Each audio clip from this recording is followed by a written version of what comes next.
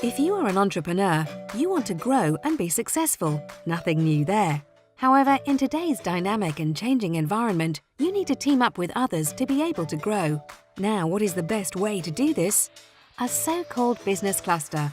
This is a group of SMEs and supporting organizations such as universities, technology centers, and public authorities working closely together. These business clusters allow European companies to be more innovative, create more jobs, and register more patents than they would alone. Because sometimes innovation comes from where we least expect it. An aviation company, for example, may well offer added value to a company that builds wind turbines. That's why we want to help business clusters with different initiatives. First of all, we want to support innovation in SMEs. The EOCIC 1 initiative is on track to support 2,000 SMEs directly, such as through innovation vouchers with a budget of 130 million. This initiative will develop new industrial value chains to drive cross-sectoral and cross-regional innovation. Secondly, we want to strengthen inter-regional cooperation.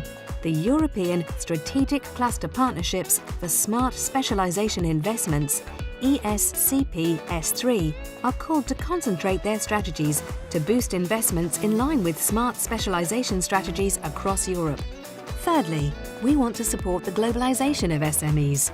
The European Strategic Cluster Partnerships for Going International, in short ESCP4I, helps SMEs to develop joint actions that reinforce their access to specific third countries and enhances long-term partnerships with strategic partners. In 2017, the first generation of Going International partnerships generated the following results. 2,000 SMEs made 85 business projects with international partners, 370 cluster-to-cluster meetings and 3,010 business-to-business meetings took place. 39 memoranda of understanding were signed. 45 collaboration projects took off between EU clusters and international peer organizations. In 2018, a new generation of clusters already facilitated access of hundreds of SMEs to global value chains, and there are more to come. Last but not least, the European Commission is supporting the capacity building of cluster organizations through the European Cluster Excellence Programme. The programme is improving the cluster management and business support services that are reaching out to over 11,000 SMEs. On top, the European Observatory for Clusters and Industrial Change is the single access point for statistical information, analysis and mapping of clusters in Europe. It helps European countries design better and more evidence-based cluster policies and initiatives.